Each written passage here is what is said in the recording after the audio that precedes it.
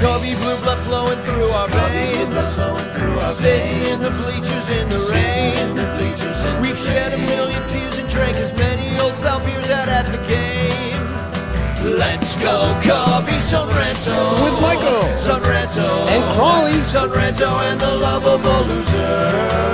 Sonranto. With Michael. Sonranto. And Crawley. Sonranto and the lovable losers. Sonranto. Sonranto.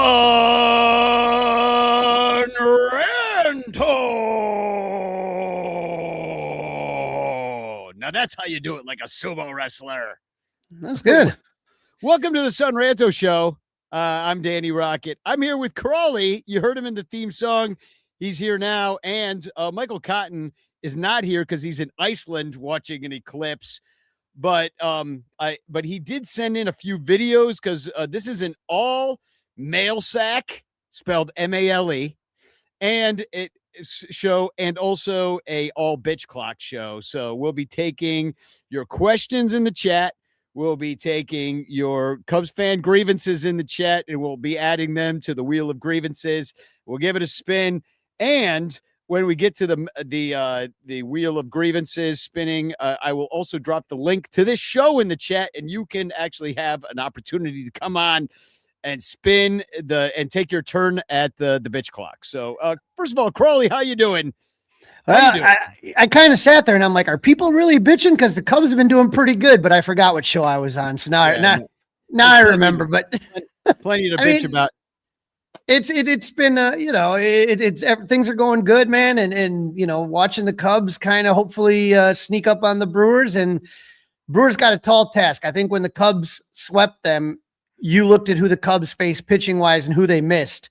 I mean, I'm not saying that that's still a really damn good team in LA, but I'm really curious to see how this goes with the Brewers. I think that it's going to be I'm hoping that, we've talked about how the Brewers somehow got the devil magic from the Cardinals, and just like they don't lose, everyone disappears and they still keep rolling.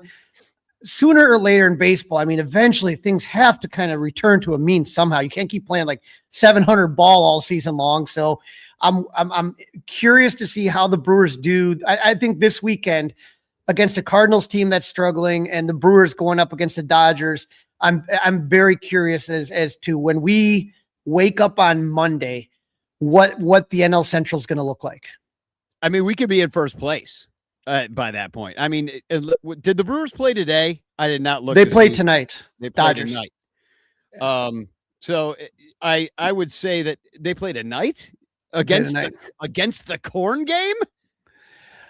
It's West Coast, so I think it's late. It's pretty late. Like it's a 9 o'clock start, and the corn game starts in like 20-30 minutes. So I think they're going to just try to kind of be like at the end of it, Gotcha. So hashtag chance in the chat. I did not mention that. If you want to win the Frank Chance postcard sent to you by me with a message of love and doom. And also you're back to school for the first time this week. I know. So you said you're dragging ass a little bit, but it's got to feel good. Everybody, all the kids know that you're a big Cub fan. They got to be saying, "Hey, Mr. Gene, Mr. Crawley, whatever they call you, like Cubbies look pretty good, huh?"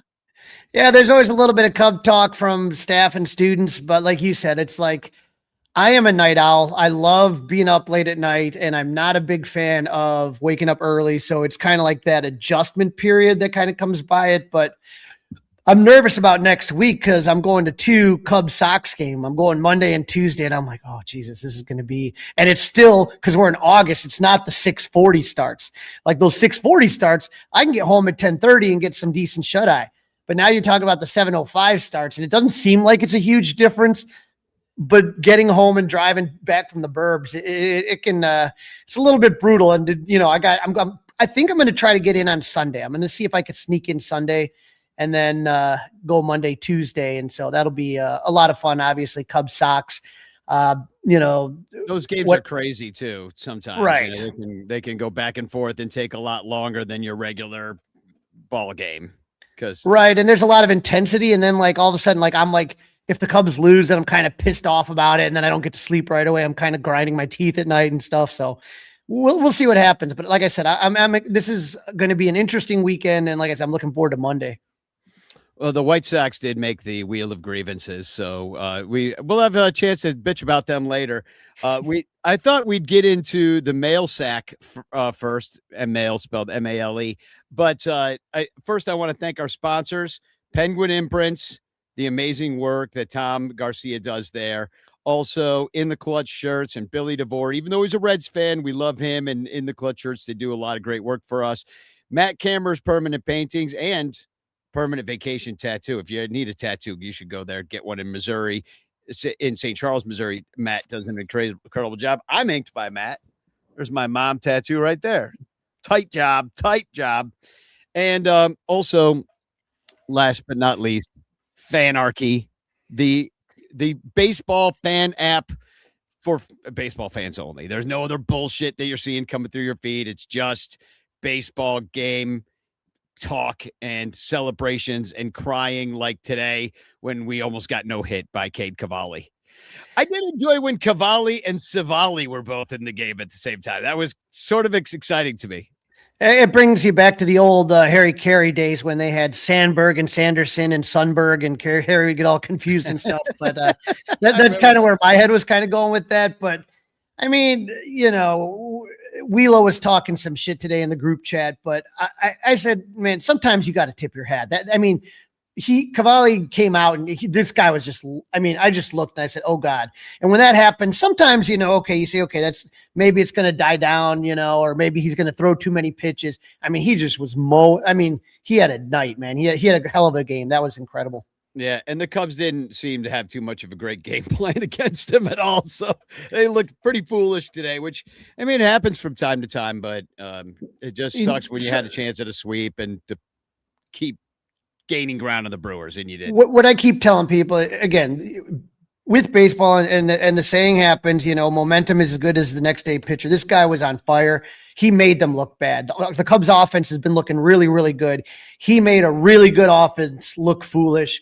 And the kid was on fire today, man. And you just tip your hat. You think it wasn't the same exactly as the Kerry Wood 20K game, but go back and take a look at who the Astros had on that team and how good they were and how foolish Kerry Wood made them look. Those were Hall of Famers. Those were very, very, very good players, very good hitters in that Kerry Wood 20K game.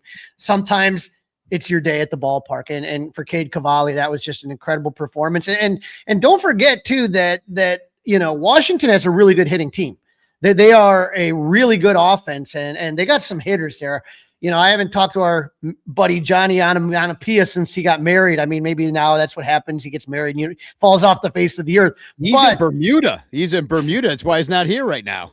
But I will tell you, that was, they got talent and they have been bad ever since they won the World Series. But I got a feeling that that's a team that's going to be turning the corner soon. Even in the games that they lost, yeah. the Cubs scored a bunch of runs, but so did the Nationals. They scored 6 in each of the losses. And then they scored 7 today. So that's a lot of runs. And they didn't have James Woods, who's one of their best hitters. You're looking at a team like very similar. If we're going to talk about the White Sox later, this is a team that all of a sudden you see that they had a lot of losing, but it looks like they're starting to turn a corner. Yeah, no. And the Nationals kind of did after they won the World Series what I sort of wish the Cubs did, which although they've taken a long time to rebuild it, but they just blew it up right away. Said that we won. Now we're going to move on, and then we'll win again the next time we get a bunch of guys together that we can do it with. But think about that, though. The Cubs you got to remember, we're a young team, dude. To blow up a young team like that, we didn't know how some of the things were going to play out. But that was a young team that you were thinking to yourself, okay, you got bias. You got, you multiple things. And they made the NLCS the next year, and it didn't happen for whatever reason. Those windows closed quickly, but they had a young core that they believed in. And Schwarber was a young kid. Baez was a young kid. Bryant was a young kid. It's just wild to see that it just whatever. But, I think that the Cubs, if you take a look at where they've been the last 3-4 years and how much improvement they've made season by season, and how about Alex Bregman? I mean, what a series for him. Yeah, 3 dogs yesterday. Everybody kind of got into the act with the homer the last 2 days. Today, not so much. They only had 1 hit. It was a little bloop single for Michael Busch. They almost got no hit. Like, it was this close. If Ian Happ is playing left field for the Nationals, Cubs get no hit today. The other thing you think about is how thankful do you think the Washington's manager is that, whew, okay, they got the hit. I can pull my guy out. It's not a big deal anymore. It's fine. When you got that no hitter going, do you pull him at 110? Do you pull him at 120? What's the magic number? And I don't know if he would have needed to go that high. He was mowing the Cubs down pretty good, but it took that off the table. I was kind of surprised that they didn't get him out of there once the hit happened, because they left him in, and then he pumped his fist like he actually did something after pitching 8. Like he just pitched a perfect game is how he was acting. And it was actually embarrassing for him, because I'm like, dude, you didn't do shit. Like, that wasn't even a complete game. You pitched a good game. People were like, it's a masterpiece. It's a Rembrandt. It's like, bro, it's like maybe in today's game, but I guarantee you Fergie Jenkins was unimpressed watching the game. I think that's what you're talking about, today's game. I think he just had a monster game. And I don't follow the Nationals as close as maybe other people do, but I can't imagine him pitching a much better game than what we saw today. Yeah. Like I said, that he was one Michael Busch flare away from a no-hitter. Yeah, and the Nationals have had quite a few no-hitters, they were saying on their broadcast, like in their young existence as a team. So why don't we get into some of these mail sack questions? Mail, of course, spelled M-A-L-E. So get your mail sack ready. I did make a little drop for it because, AI exists, and why the hell not? Let me see your mail sack. It looked kind of like Gina Davis from A League of Their Own. Is that what you were going for? I wasn't going for anything. I just said, have a woman wearing a baseball uniform say, let me see your mail sack. So, yeah. That's some freaky shit, man. That AI stuff creeps me out. I'm sorry. It is. No, it's fucked up. But I'm going to use it because I hate rivers and I want to see them all dried up. Not a river fan.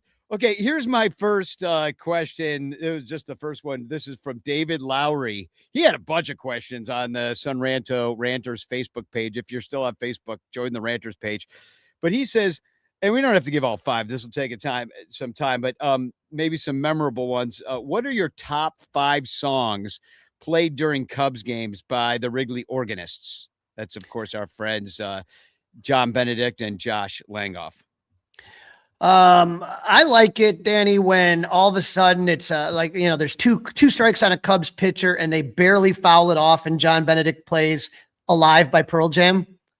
That's always a classic. I would say that sometimes when the other team is challenging a call and it's the Cubs' way, like the umpire called it towards the Cubs and the other team's challenging, he'll play Let It Be. Is another good one. A good one. Yeah. I enjoy when a fan makes a good catch on a ball and Benedict goes "den-a-net, den-a-net," like the old ESPN. Yeah, like he's on Sports Center. Yeah. And they got I think Josh plays whenever there's a meeting at the mound. They both, I think Josh and John, have their own things that they play when Tommy Hotovy comes out. But I think Josh plays The Room Where It Happened. Yeah. And then Johnny plays Hot Stuff by Donna Summers when Tommy Hotovy Hot comes out. So there's some classic ones. John likes the name puns. Sometimes I'm sitting in the crowd and I'll think of a good one and I'll text it to him. And it's usually something he cannot do, unfortunately. And I can't think of an example right now, but it's usually something to troll the other team. I think it was Josh that played Boney M's Rah Rah Rasputin. You know that one? That sounds like a Rasputin, lover of the Russian queen. I was like, dude. And I texted him. I was like, dude, thank you so much. Because I love that song. I have an obvious shirt that says Rah Rah Rasputin, given to me by my Irish friend Alan. So. Now, I just know that Josh kind of does the deep, obscure cuts that sometimes you're not always going to catch. And you're like, where's this coming from? So, and he'll do that. My all-time favorite was, and you'll remember this, is during COVID that they gave an organ concert, and John Benedict went out and gave an organ concert, and everybody kind of gathered on Waveland and was listening to it. And you and I did a show. And you were at home because we had social distance. And I went down to the ballpark and I had some microphones out. And we kind of talked through the whole thing and listened to the concert. And he closed that day with What a Wonderful World. And he still plays that one. And it still makes me think of that moment and how kind of stressed out we all were and how it was like a sad time to be alive. Little did we know that it would get so much worse. But but it still brings a tear to my eye, that moment. And I thought it was just a beautiful moment. So that's always going to be a favorite of mine. Yeah, I was in Wisconsin and you were on Waveland and we were doing it. And it was, it was for the whole neighborhood. Like, it was just like, let's just get this done. Let people just kind of enjoy and relax and you forget about how much, and that's the thing with the strike coming up that just has me nervous. It's like, Danny, I know for guys like me and you know what I mean? It's not like, I know some people right now that like are dividing their time where they're like watching Bears training camp. To me, football season really, it's always baseball season in my head, but I don't even really pay attention to what's going on in football until the Cubs are out of it. Then I'll be like, oh, okay, now what's going on? Flip, not something, but I don't get into it like I do with baseball. So it's like, that's the thing, when we didn't have baseball for that time and we had, we were just kind of trying to figure out what the hell was going on in the world. It's tough when you think about the possibility that I feel like baseball has done so much to improve the product over the past few years. I'm just really worried all the goodwill is going to get wiped out. And then you think about, what saved baseball was the McGuire Sosa, chase, what would be something that would save baseball again. And I don't know, like, I don't see any, like, that was a record that was obtainable, that 61, the Roger Maris record, whereas I think about it, what would be something that would get everybody super excited, super back into the game? I mean, I don't even know if there's any records or anything that could happen that could change it other than Manfred saying steroids are legal again. And we can watch 500. Let's do it. Bases loaded and extras. I don't know. I'm just throwing shit at the wall. Next question. I can answer this. Because I just got the answer to this. Are we doing a Dan Nielsen game in September at Wrigley Field? We are not. Unfortunately, Roger Nielsen has faced some tough health issues right now. And so he's got some doctor's appointments that week. So it's going to be hard for them to like make it out. So, but what we are going to do is when the Cubs are going to go play in Cincinnati on the 19th, they're there that weekend. We're throwing like a little ranter meetup at Binsky's Bar. And that is actually Dan's birthday. I think his birthday is actually the 20th. So, and we're meeting on the 19th. So we'll probably still be together on the 20th, and knowing us. So we will definitely raise a glass to our friend Dan Nielsen there. So if you want to come out and hang out with us in Cincinnati, I will, actually, let me share a link to that in the chat right now. There's a Partiful invite, and then you'll all know about it, and everybody's invited. So we'll all hang out. We always memorialize Dan at the at Cubs caroling, which I know is another question people had. And then for me, you talk about that John Benedict, What a Wonderful World. I always think of Dan when I hear the song Tonight by Smashing Pumpkins. Dan texted me at about I think a week before he passed. And he was like, he saw on social media, I was at the concert of Smashing Pumpkins, Jane Addiction at the United Center. And we met up, and I remember the World Series was going on because him and I were watching it up, on the TVs out, around there. And what was his name? Billy Corgan, big Cub fan, and James Eha played an acoustic version of Tonight. And it was really awesome, and there's this line in the song that says, and the embers never fade in your city by the lake, the place where you were born. And I don't know why that one, every time I get that, I get a little teared up thinking about Dan Nielsen, but I'm glad that you guys are going to be able to see his family and keep that going, because I know how much it means to his family. Yeah, and and plus it's just like, he was taken from us so young. So and Bill Sugas is here in the chat saying my caroling with Dan was my favorite one. And Dan was always good for the hilarious songs that he would submit to the carols, and just random songs that he would just send me about, like Tom Ricketts' hairdo or something. Like, he lived under the regime of Pete Ricketts, so he hated Pete Ricketts too. Everything Pete Ricketts did in Nebraska, Dan was texting me. Is like, can you believe this thumb-looking motherfucker? I hate this guy. You know, he does. He looks like a thumb. Yeah, he and one time during caroling, he came with a friend of his, and I thought it was his wife, and and they totally just rolled with it. They just let me go with it like the entire night. Yeah, So, yeah. No, it's Dan was a character, and it just goes to show you die young because people will memorialize you and care that you died. If I'm like 85 years old and die, nobody remembered anything I did, and all my friends are dead, and then nobody gives a shit. But if you go young, you get to live forever. I do not take that advice. It's terrible advice. So speaking of Cubs caroling, when we are going to get together because we are alive still, we're thinking December 5th. Or December 19th? Is that what we said? Yeah. Not the 12th, because that's T-Box. So I just need to cross a couple T's and dot a couple I's, and I'll let you know. Next question. This also from, actually, let's skip to a different person's question. That is, what the heck are they building in Gallagher Way now? Crawley, what are they building? I mean, I saw Trent's pictures. I have no idea what is going on. I guess at this point, though, I just say I trust the Cubs with what Gallagher Way is. I remember years ago in CubsCon, they've scratched it now. They've pretty much scratched everything they used to do at CubsCon, but they used to have an awesome business ops session that Crane Kenny would run. And I remember years ago, before the reconstruction, the 1060 project at Wrigley, they used to have these artist renderings of what it would look like.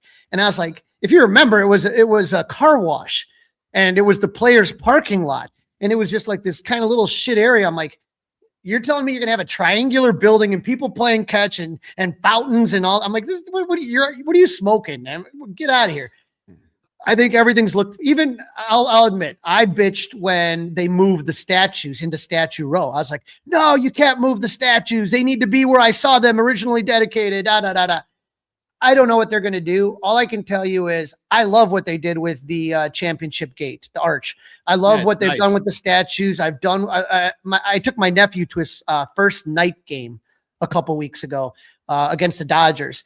And, just we were playing. I got him down there at like 1 o'clock for like a 7 o'clock game just to absorb everything. And we were just playing catch out there, and there was nobody there. And it was just a lot of fun. So I just trust whatever the Cubs do in general. They haven't screwed that up at all. Gallagher Way, I think it's a phenomenal addition to the neighborhood. We had fun when you and I went out at the start of the season to play when we were just out there just having beers before they let us in to hit off the pitching machine. The things that they have, whether it's the Wiggle Worms, whether it's folk music, whether it's concerts. In the playoffs last year, they had a DJ that was freaking crazy.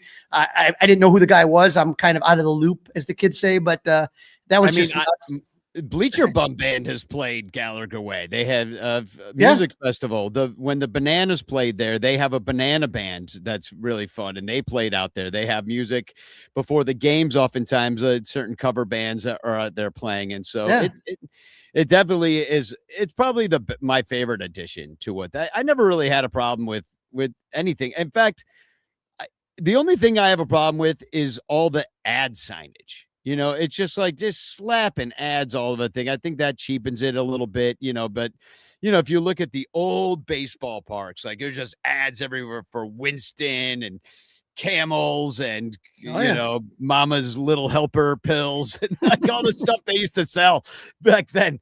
But no, they have done a nice job and we're paying for it. Frankly, like the ticket prices are higher, it's not a dump. So like people don't pay dump prices now anymore. It's like, so, all right, next question. And Tom Cooper has one in the chat.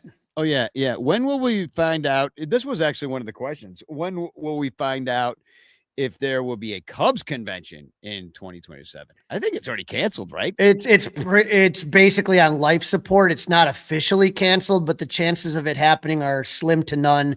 And Slim's about leaving the building. He's paying the check. There's just no way with the amount of coordination it takes to get flights, to get hotel rooms, to do all this stuff. Everything is pretty much done, should be set by the end of October. Okay. Yeah. They're And already then selling tickets right now. They're already advertising it on the broadcast usually. right. And so November, December is when they kind of that's when they start getting all the printed stuff in and all that stuff.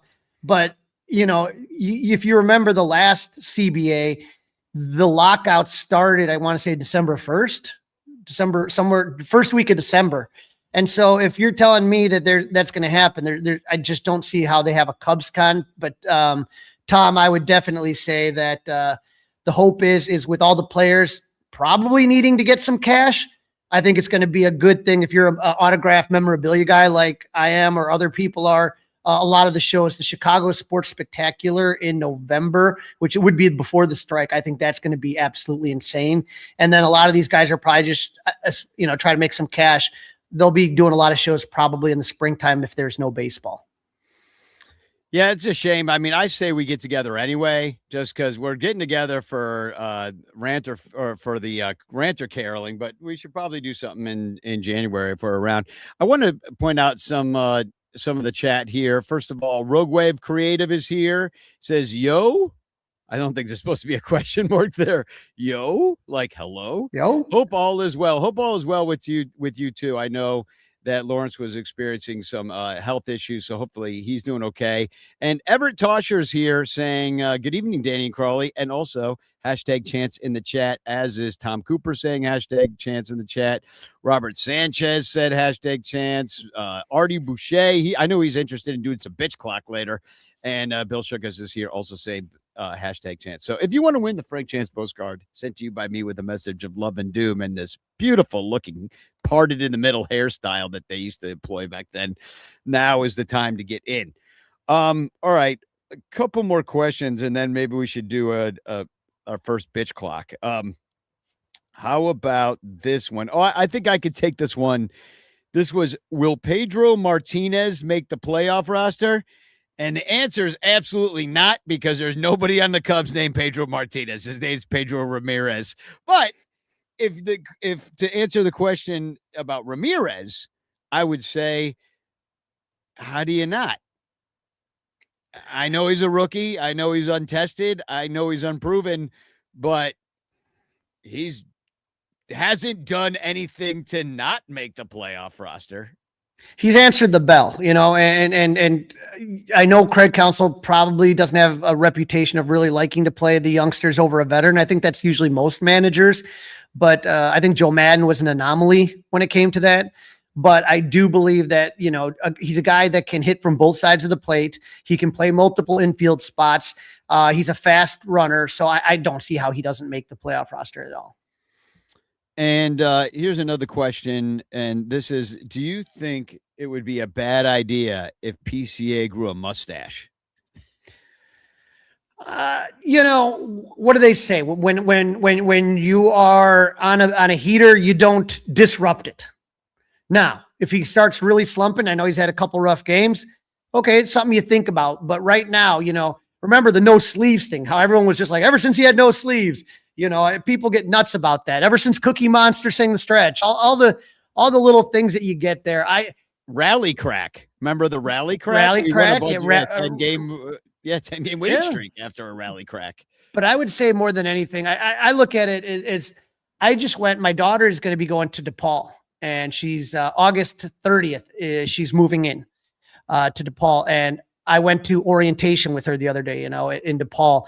And all of these young kids nowadays, it's a big thing to have that mustache that looks like a little caterpillar, kind of looks like a 70s porn stash. So I got one here of this does not look like PCA. AI did this as well, but it does not really look like PCA. It kind of looks like PCA, but they gave him a Raleigh Fingers mustache. I think I'd be okay with one of those instead of the caterpillar. I don't know if he's capable of one of anything. Yeah, I would say not a good look for Pete. I like how if anything, I'd go back to this blue stars in the head. Yeah, and that was inspiring.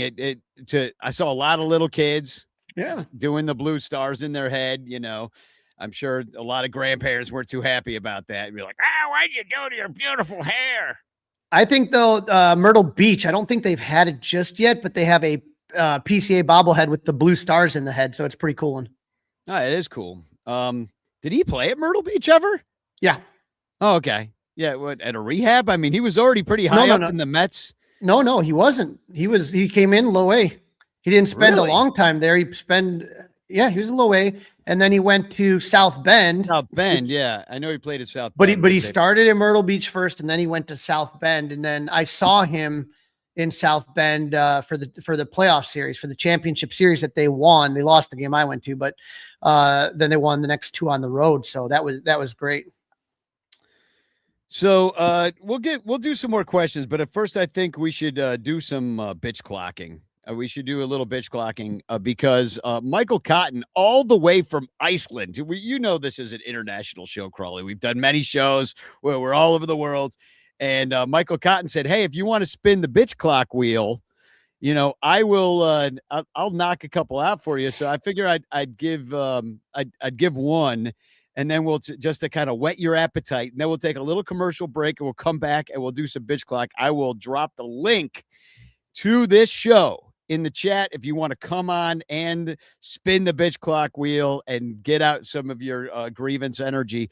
But I put this one in today because I've been thinking about it for a while. I listened to a lot of games on the radio. And there's this commercial. There's all these commercials that they always play. And one of the new ones that's from this year, I don't think they played this one last year, is for Berna Less Lethal. Have you heard this commercial? With the wild cougar, the cat, or whatever the hell that was? Yeah, so I put into the bitch clock wheel of grievances that a mountain lion attacks, but you don't have a Berna. So, and sure enough, the first one I spin and get it for Michael Cotton is that topic, which is mountain lion attacks him and he has no Berna, less lethal. And he knew exactly what I was talking about. So anyway, it's a crazy. It's like, wow, like that. Can I ask though, like you got to think about it, right? So like from a marketing standpoint, Danny, I know you do a lot of stuff with advertising. Like you have to say, okay, what's my target art-audience? Is the Cubs radio target audience really needing the less than lethal stun guns? I'm trying to figure out if that's a big market here. Well, yes, but not for a mountain lion.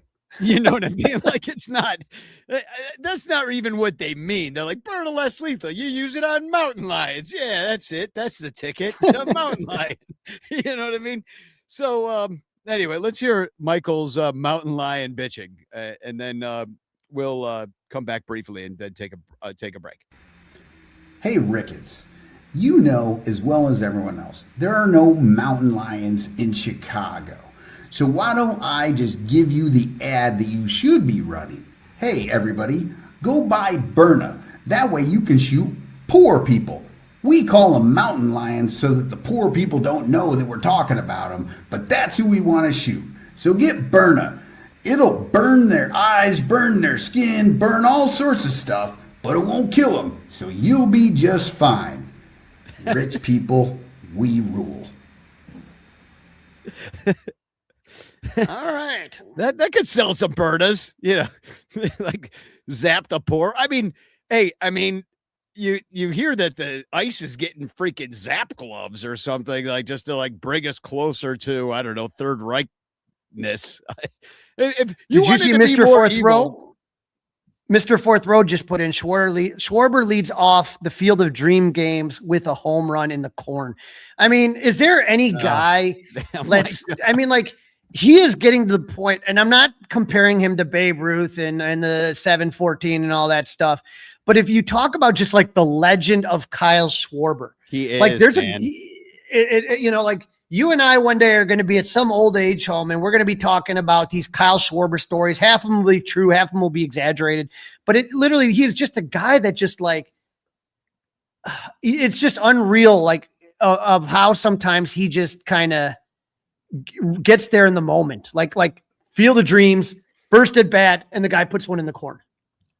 No moment has been too big for Kyle Schwarber so far. It comes back in, 2016 World Series, doesn't play all year, injured, blows out his knee, comes back, freaking rakes, bats 500. Like I don't know, it's not 500, but 400 something. It was a lot.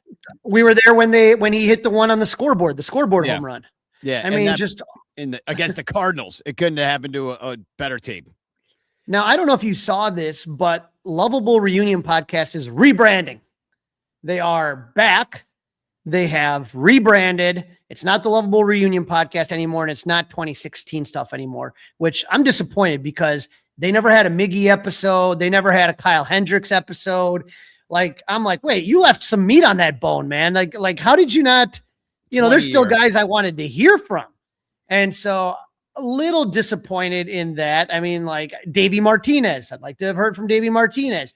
There are guys that I felt like it wasn't completely done or that they could have done more, but now they're just doing like a general podcast about that. But to me, when I heard the Lovable Reunion, out of all the episodes, I think that like you could put a tie for me, like Theo and Joe's episode, like two separate episodes. But I thought the Theo Epstein episode and the Joe Madden episode, out of this world. But when you talk about players, I thought the Kyle Schwarber one was ridiculously good. And to hear kind of some of his stories and stuff like that. And when Lester was retiring, they made like this montage video and they were playing Sarah McLachlan, I Will Remember You. And on the video, it's all the errors that Kyle Schwarber made while Lester was pitching in the outfield. And it was narrated by like Kyle Schwarber. And it's just like Schwarber, all the balls clinking off his glove, and you see Lester swearing. And it wasn't even all Schwarber errors, but they would show like a Schwarber error, and then it would go clip back to John Lester swearing. And how he dropped the F-bombs and his face would get all red and shit like that. So it was just a funny episode. If you haven't had a chance to give it a shot, give it a listen. I'm kind of waiting for the off season to sort of binge listen to that one, because there's just so much going on right now with the season. And I'm just like, I don't have the brain space to reminisce right now, even though it's a reminiscing sort of 10 years ago year. So, but I have listened to a few episodes, and it really, we're lucky as Cub fans to have so much material. And especially like who on let's say the 2026 team wins the World Series. Who on this team is giving us the 10-year anniversary podcast? Do they even have those guys? Like, I think it's Nico and Swanson. That would be the podcast. Come on. I think Nico's good. If you listen to Nico on The Score, I think Nico's interesting. He gives you a lot of it. As far as Ian Happ already has a podcast. Ian Happ has had a podcast for like 6 years, and Rizzo, his first podcast is, way more popular, way better than Happ's podcast ever will be, which is also kind of. And not only that, how valuable was it for Marquee? It's like their number one non-baseball related programming. You know what I mean? Yeah. I mean, I know it's not a huge stretch to say that, but it really has jumped their numbers up at Marquee. They needed a hit. They needed one. They needed one. Come on, give me something, boys. The St. Rita's girls volleyball wasn't pulling in the numbers. Exactly. Let's one more showing of this old Cub ought to do it. So, anyway, we do have to take a break because it's that time. We have sponsors and we got to pay the bills here. And then we'll come back and spin the wheel of grievances. We'll do the bitch clock. I shared the link in the chat. I shared it on the Facebook post about the wheel of grievances. I will also share it on Twitter right now. But it is being rejected by the Sonranto YouTube page for whatever reason.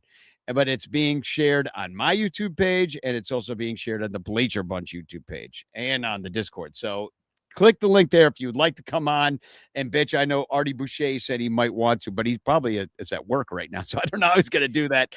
But anyway, I will share that on Twitter right now. We're going to take a quick break, and we'll be right back with two shakes of a lamb's tail. So here's a commercial for all the people who support us.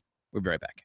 The Bleacher Bunch brings you great shows like Sonranto, Cubs PS Plus, Bricks Behind the Ivy, Cup of Cubby Blue, and Baseball Rabbit Hole. But you could be getting so much more when you subscribe to our Patreon page for as little as $1 a month at patreon.com/bleacherbunch. Get access to our exclusive daily show Cubs Pod, where we recap every single game. Plus, be the first to hear Cubs music, get early access to events, and receive an invitation to join our Discord Cubs community, where fans just like you show up every day to rant and rave about our beloved boys in blue. Most importantly, 10% of your Patreon pledge will go directly to help the Lost Boys Youth Baseball program. So join us. There are perks at every level, like the Renter calendar, absolutely free, and name recognition for you or your business. We are independent Cubs podcasters, and we need your support.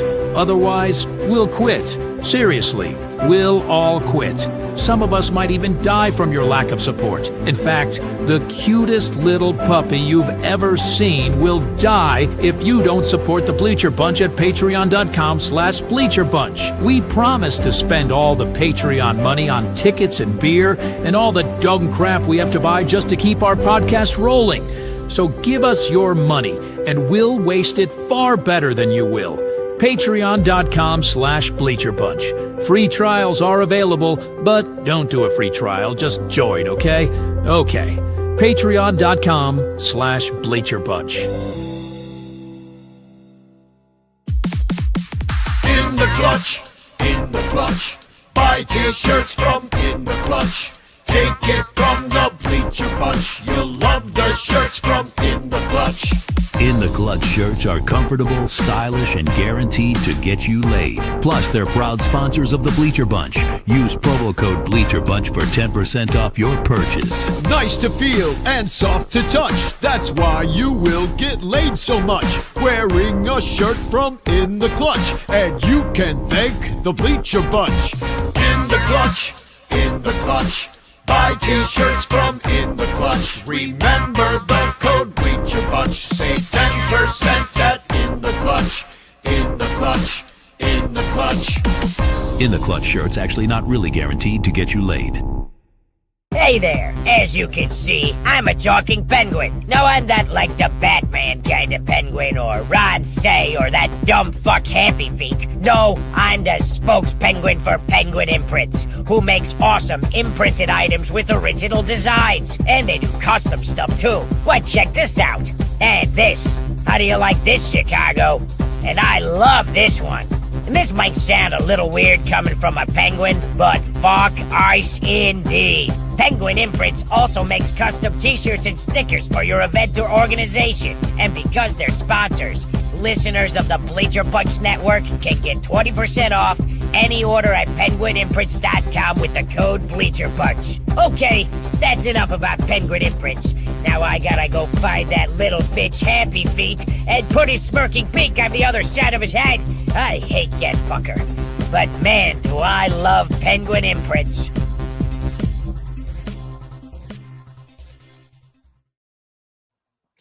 And we are back. Hashtag chance in the chat if you would like to win a Frank Chance postcard sent to you by me with a message of love and doom. And we have so many grievances here, which is shocking. You know, they have built up throughout the year. I did remove a few. We could probably remove a few other ones, but I'll go through real quick some of the new ones. Okay, I won't do all of them, but the first one that just came in on the sonranto Ranters Facebook page, which is Craig counsels hemorrhoids due to his sitting on his fat ass while his starters get shelled and then deciding to get his relievers in after the game is out of hand. I can't believe that fit on one slide. We also have White Sox fans enjoying the season. Da Pope. How do you bitch about that guy, the Chicago Pope? Losing the Gaussman trade. We lost the Gaussman trade today. That relates to the first grievance. The bleacher bathrooms being too far away. They are kind of far away. I think about that sometimes. I struggle with that one. The key is to go down into the left field corner. That's what I do. Yeah. Right field. Yeah. Wrigley's food. You don't have to eat their food. Bring your own food. This game, referring to today's game, bad trade deadline acquisitions. Curious to know your thoughts on that either way. the Cubs being in second place behind the Brewers. Crawley, you made the list. Sorry, but you did. Go ahead. Carrie Bronner-Meyer made sure you were on the list. I think it was a joke because I think she actually does love you. Also, let's see. Oh, the organist playing Careless Whisper for the Cubs. They think it should only be for the opposing teams during a mound visit. I should specify. I didn't put it all on there. MLB blackout. Wait. You didn't put it all on there, but the other thing you got all on there? Well, I copied and pasted the other thing. This one Okay. Cubs Right. during mound visits. Okay. There you go. Happy All right. now? Yes. Okay. MLB blackouts. We can all bitch about that. And I saw somebody put up a billboard in Iowa that all the Rob Manfred and all the brass, as they drive to Diarrheasville to go see the corn game, they've all got to look at a big billboard that says "End MLB blackouts in Iowa," because they're blacked out of everything. They're blacked out of the Twins. They're blacked out of everybody.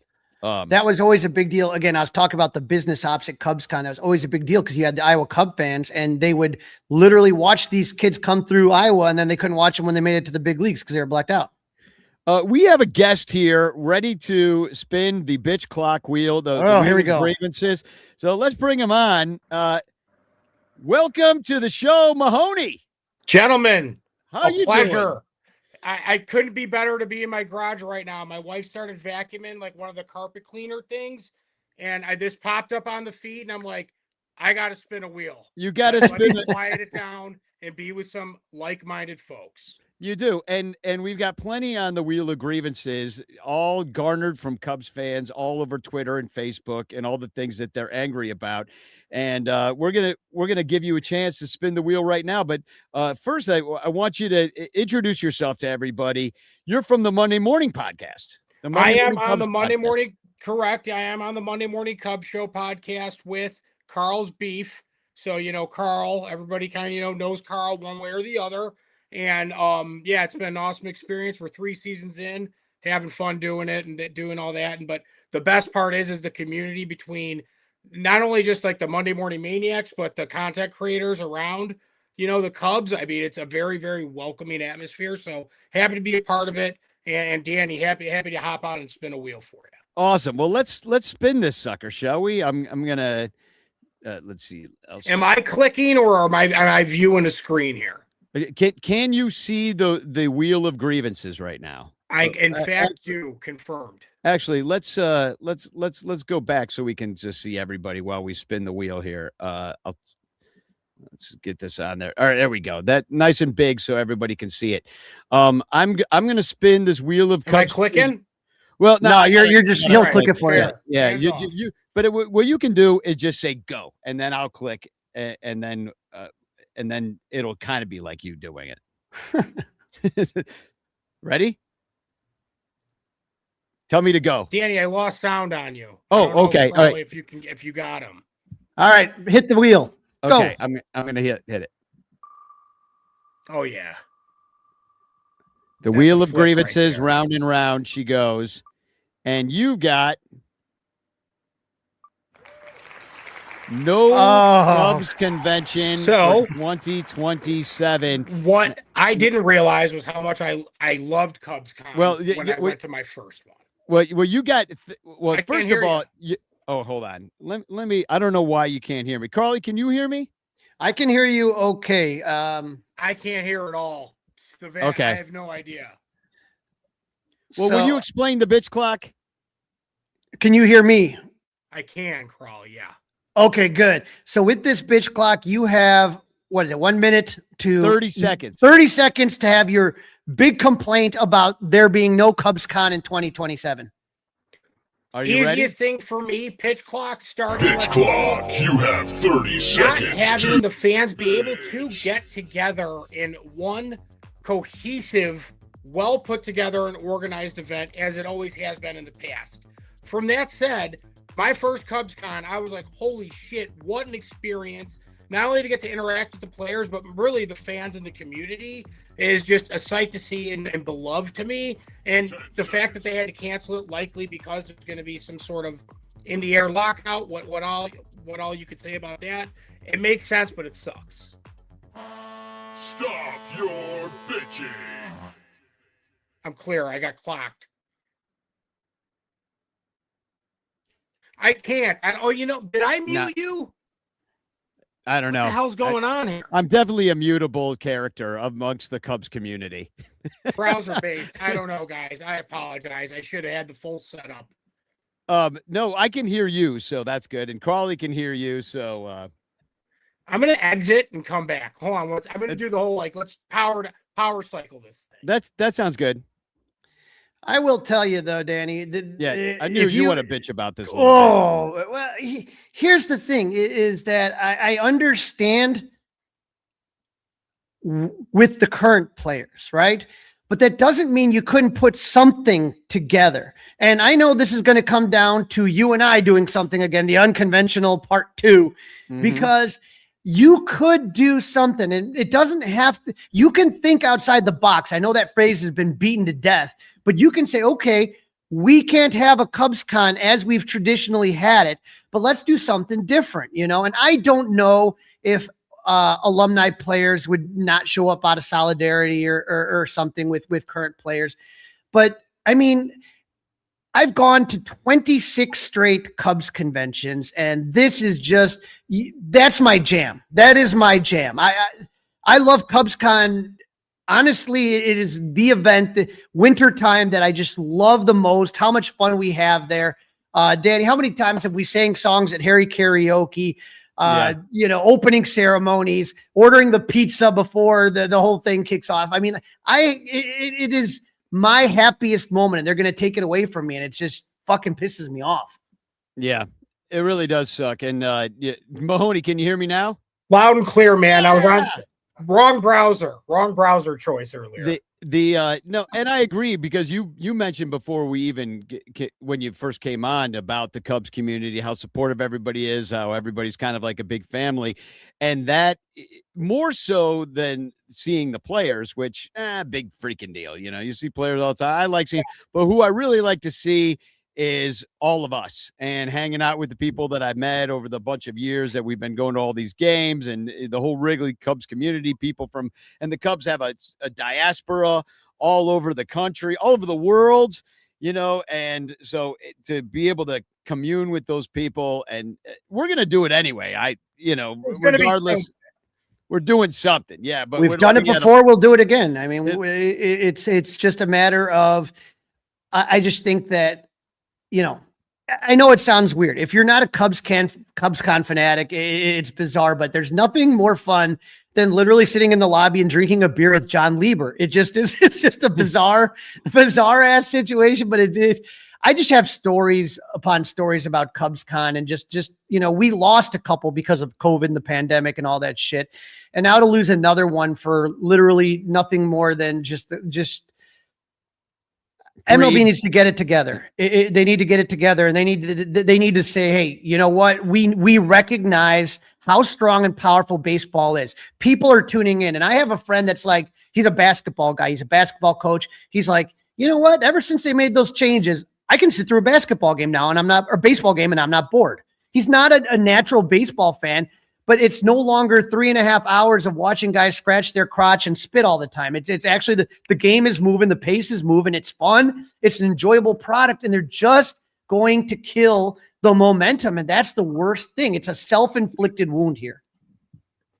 Yeah, brutal. It does. It blows that the little things that are taken away because of the business side is never cool, in my eyes. And it's not fan friendly, that's for sure. Right. And what Crawley was just saying, the momentum that's been built in the game, and even just in our realm, right, within Wrigley, and how awesome things have been, and not so good, but we're on the ride together. And it just is one of those things where I've spent a lot of times in Shula's, and you get to yuck it up with a lot of different types of folks. And I will miss that.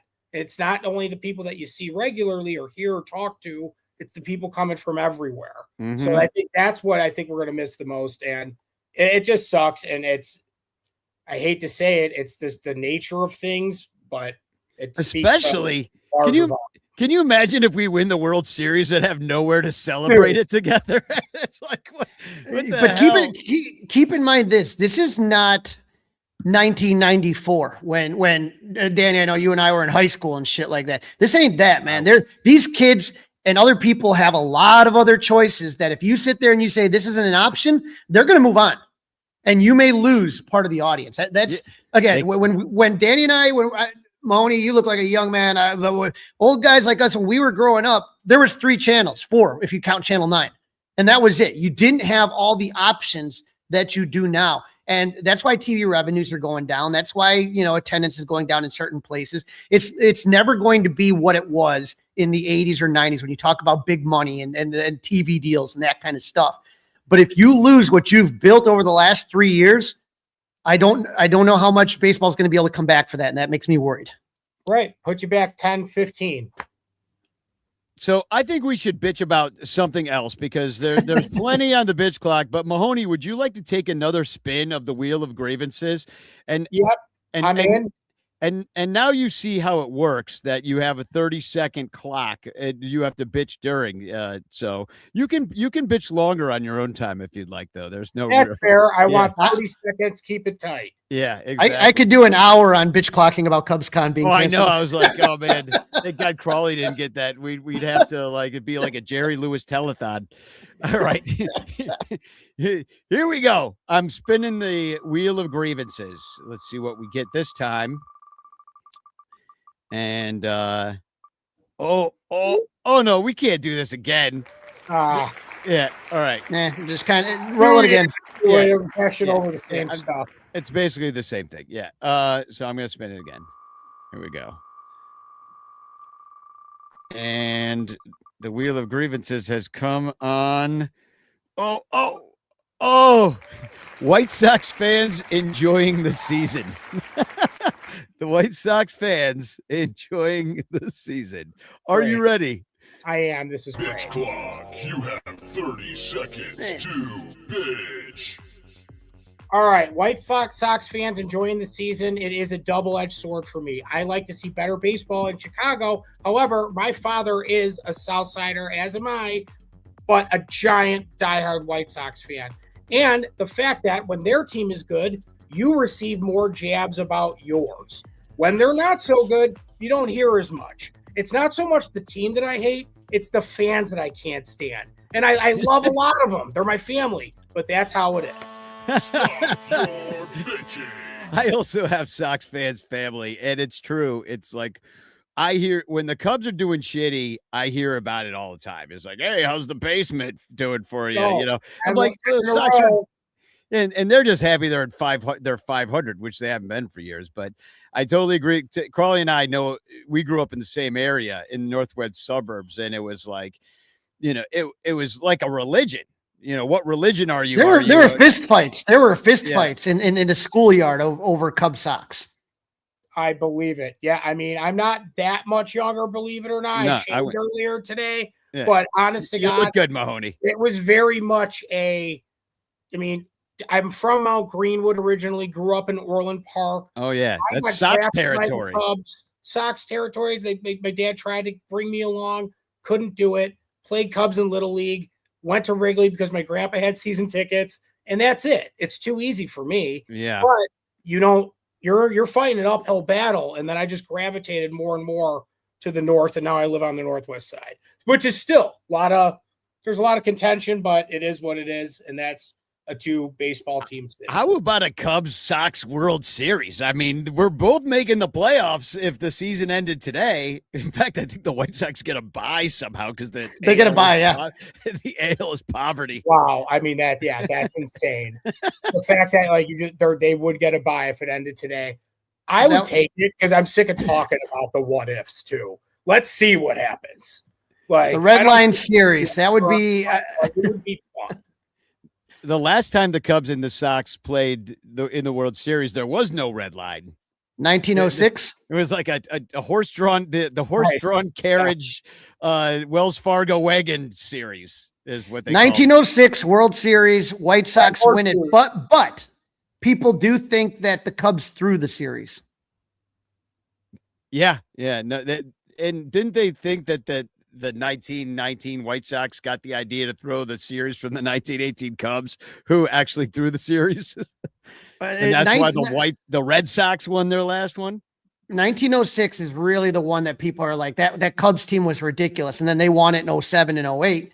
But 1906 was the only time the Cubs faced the White Sox in the World Series. And when you talk about that era with the gangsters and stuff, especially the prohibition kind of stuff and the gambling, yeah, it was, and those guys weren't making shit back then either. Yeah. What swept under the journalistic rugs at the time too, right? Mhm. Like there's people are in the pockets all over the place. Boys, thanks for letting me spin the wheel. I think my aunt is here. Honest to God. She's a Cubs fan. Is she Chicago party aunt? Yeah, one of them. One of them for sure. It seems It's like true. you would be the nephew of Chicago party aunt. 100%. Would be my Dude, guess. I'm so glad I clicked on that. I'm like, what's the wheel? Let's do this. Yeah, well, we'll have to have you on. Sometime spin the wheel in the future. There's hopefully less to bitch about this year than other years, but it's nice to meet you on this show. For sure, absolutely. You guys, I'm huge fans, have been, of both of you, literally probably since I've been in like social media, right? So it's fun to get involved. I love being the welcoming aspect of it all. And I can't wait to see you all dudes in person. And yeah, man. Go Cubs. Let's do it. Go Cubs. All right, go All Cubs. right, boys. I'll see you soon. Later, brother. And let's bring on another grievancer. And that's Mr. Fourth Row, Artie Boucher. How the hell are you, Artie? I'm doing okay. What a wild start there using that term grievancer. Consider what I've been through the last 2 months or so. But Artie, I got to ask you a quick question, Artie. And I saw this the other day, and you're the first person I thought of. You guys know I love going to my autograph shows and stuff like that. Mm-hmm. I don't know if you saw this viral video clip from the National with Ric Flair. Somebody like made some Rolex. Yeah, the Rolex watch. Did you see that?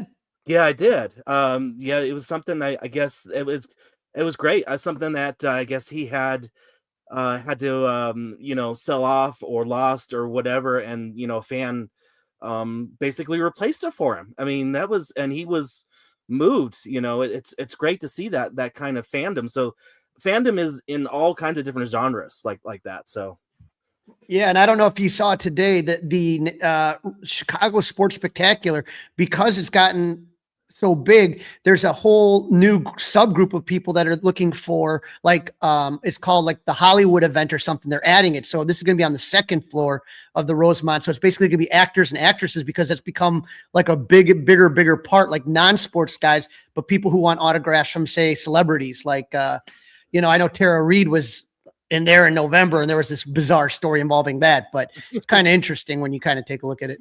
yeah, I think that's a great idea. It's just basically making a pop culture part of adding the spectacular. That's the thing, is people be like, why are you inviting Tara Reid to the Sports Spectacular? Why are you inviting some of these people like Sean Austin? That you can kind of get from Rudy, right? Like Rudy, okay, some people do the Right. Rudy things and stuff like that. But there's just other actors and stuff that have been like invited to these. Barbara Eden from I Dream of Jeannie, and it's like, why is she at the Sports Spectacular? So the fact that they're kind of adding to it and making its own thing, I think, is kind of cool.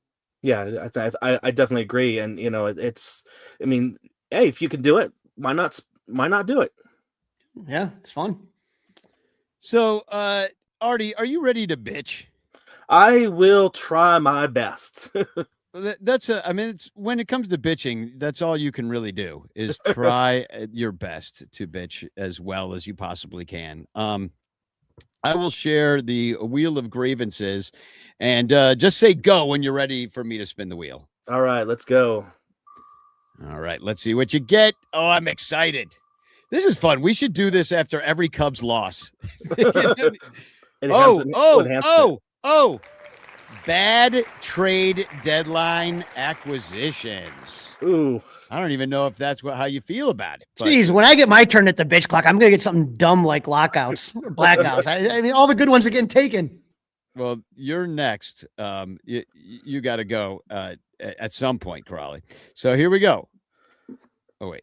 I got to rewind and Bitch clock, you have 30 seconds to bitch. All right. Not only are bad trade acquisitions can be what players that are acquired and what timing it is.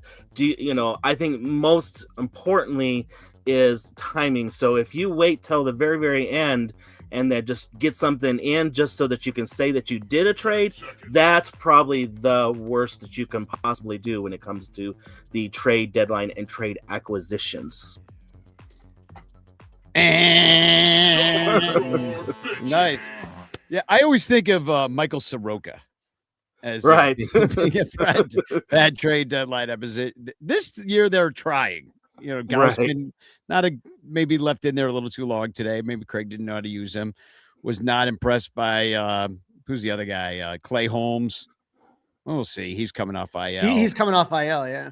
Right. Zephyr Johns kind of sucks so far. So he has. I mean, I hate to. There's no doubt. It's just when you take a look at it. Okay, two things got to happen when you talk about a trade. You have to have something somebody wants, right? Right. And they have to be you have to be willing to kind of pull the trigger. I think with what the Cubs had, this has by far been one of Jed's strongest trade deadline moves. And again, sometimes the right moves don't work out. Like Soroka, you look at the year that he had to start this year, how good he was. Like he just wasn't healthy as far as when the Cubs had him, not healthy enough. I think not putting Javier Assad on the NLDS lineup was a big mistake, and sticking with Soroka. But Zephyr John and you take a look at all these guys that they got. I think that there was a lot of good moves made. Now it doesn't mean it's going to pay off, but you can't argue that when the move was made, it wasn't the right move. I don't think that there was anything that I really would bitch about as far as the moves made. Artie, we've got a comment in the chat here from Rogue Wave Creative asking you to play the piano in the background in that stylish studio that you're in. Oh, I know I can play the McDonald's jingle, the old one where it's da da da da da da da da at McDonald's. I know I can do that. That's about it. I thought you were gonna just go ba da ba ba da. It's like 5 notes. Yeah, that's much newer than the one I know. Yeah, that was da da da da da da da da da da da da. That one and also whoops and also fries. I remember that. And I will eat the fries myself and not give any to my dumb brother. Do you remember that commercial? Yeah. Yeah. You just jogged something loose in the recesses of my mind. And then there was the McDonald's piano playing Mac. Mac the Night. Yeah, that was a big one. It had like the big moon shape head. Uh-huh. Yeah. Now I'm going to disagree with Everett. I mean, Taylor hasn't done much. The one thing that he has done is let PCA get a breather. This kid was literally playing every single day, every single game on the field. And that's something that, you may not show up in stats, but to just let PCA kind of get off his feet. And are you going to lose something? Yeah. But is it devastating? I mean, this is just a really good guy that can sit there, and I think it was a good move. And again, he's not an everyday player; he's a backup, and that sometimes you need guys to fill that role. He's not meant to be, a massive power bat that you acquired at the deadline. That's not what he is. But to give PCA that time off, to me, I think is going to pay dividends in October. Yeah, no, the massive power bat, that would be who's that guy we got from the Astros? Isaac Paredes. That would be a bad trade deadline acquisition. Our massive power bat that can only hit the ball in one place. But you take a look at what everything going down with Alex Bregman, and here's the thing. And I've said this before, and I don't know why it is. A lot of times when the Cubs get free agents, the first half sucks. And I don't know if it's the weather. I don't know if it's the wind. I don't know if it's the day games. I don't know why guys, when they first come here, suck. It takes them at least half a year to a season to actually start doing well. And if Alex Bregman, that might be the truth. That might be the truth with a lot of guys. It changes scene. It's just like hard to adjust. Like, I don't know. Like, I'm not sure if it happens to other teams too. I don't think it does as much as it does to Wrigley, because Wrigley is different in the day games, in that kind of stuff. And so I would say more than anything, if Alex Bregman could be what we were hoping he would be, that's like picking up a huge bat at the deadline, Yeah. And so his July has been incredible. And that's now, again, he's not a power guy. Like he's not like a guy I would ever put in like ever and say like a number 4 guy, but he's still a really, when he's good, he can make a difference in this lineup. And you've seen it the last couple weeks. You'll also see Taylor platooning with Hap because Which has been absolute dog shit against specifically against lefties. Yeah. But he had a good birthday. Yeah. It was birthday. It was today or yesterday? Yesterday. So I want to bring another longtime ranter and expert bitcher for the bitch clock. Boomer Bill. Hey, he's in the car. Hey, gentlemen, you guys hear me? Yeah, you're in your caroling chair, I see. In the caroling chair, 8 devices. Only my iPad was able to get on this thing when I eventually found the link. Well, I'm glad you're here because you could school all of us really on the art of bitching, and I feel like we should give you a spin of the wheel of grievances. And are you ready to spin it? Yeah. What do I do? Nothing. Just sit there and say, say spin it. Are you ready for me to spin it? I should say. Yes. Okay. All right. You are gonna land on. This game, which I'll let you do with that what you want. I think it was in reference to today, but it doesn't have to be in reference to today. If you'd rather bitch about whatever you want. No, I'm quite pissed about today's game. So this is perfect. Good, perfect. Then I'm glad you landed on it. Then all right. Here we go. Bitch clock, you have 30 seconds to bitch. Cavalli? What the fuck's a Cavalli? Sit your ass down, boy. You're a fucking second rate. You're barely out of minor league, and you're going to come up and have every Cubs hitter watch all your curveballs and stuff. Why can no one on this team take a look at a couple pitches and figure out how to foul the fucker off until you get a pitch you can hit? And when you get a pitch you should hit the fucking ball. Jesus Christ. Also, Gaussman, blow me. Stop your bitching.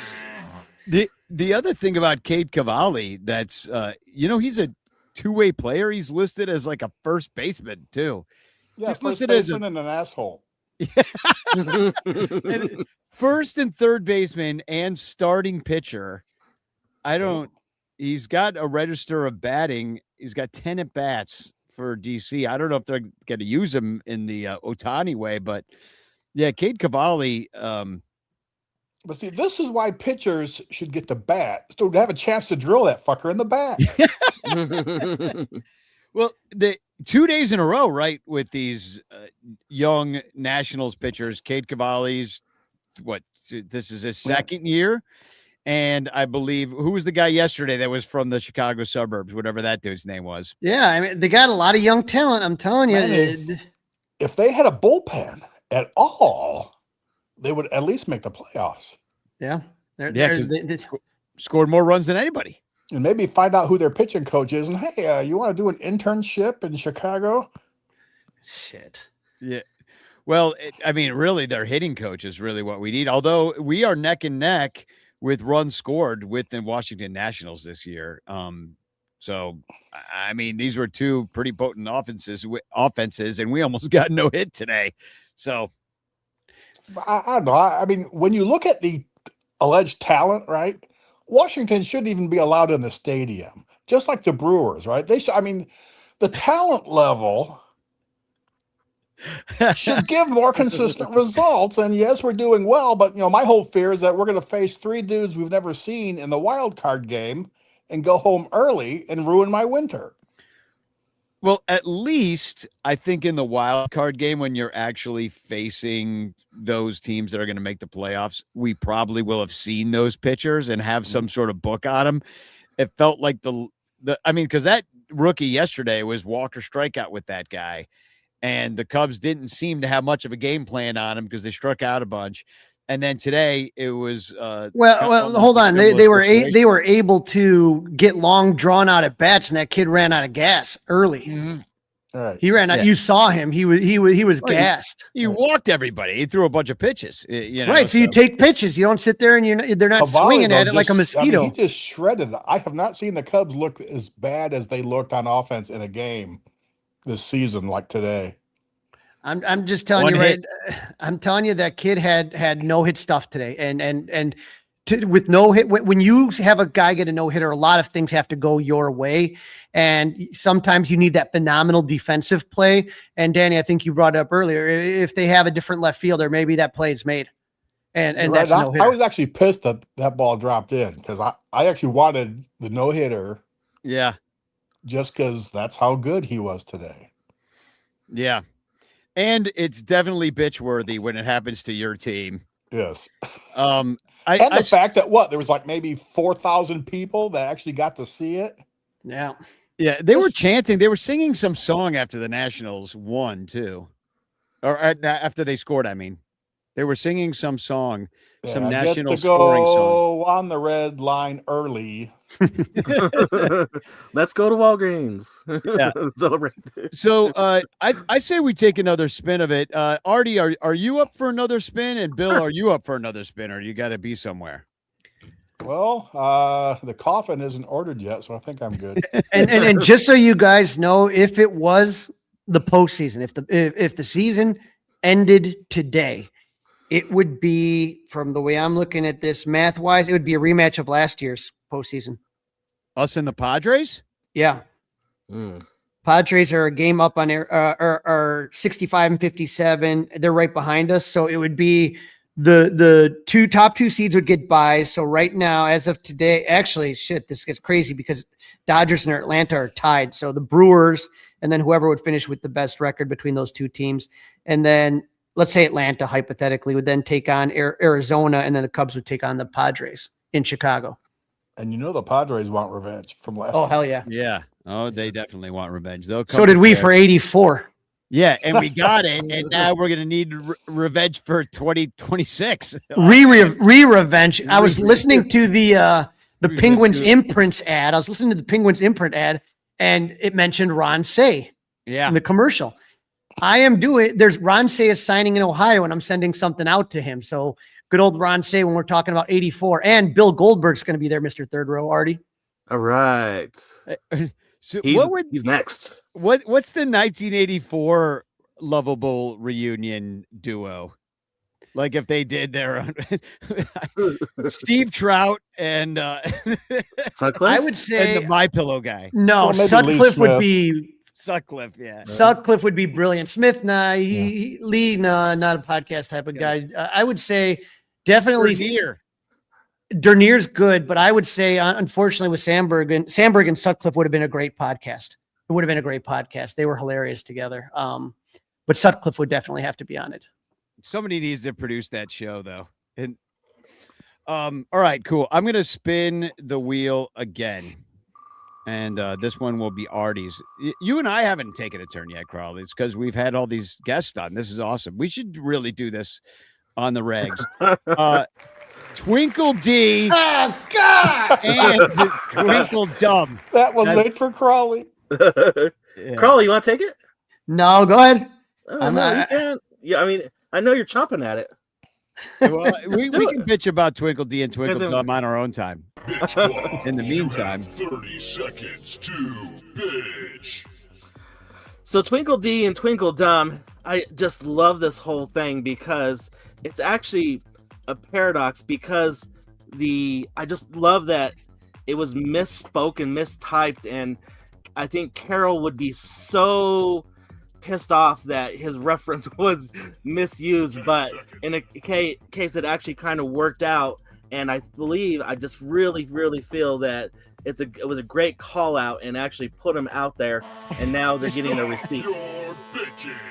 I love that you were wondering what Lewis Carroll would have thought about it. Whereas I'm sitting here, is Lewis Carroll has to be an author behind It took me a moment. I was like, Fairy Carol Tale. who?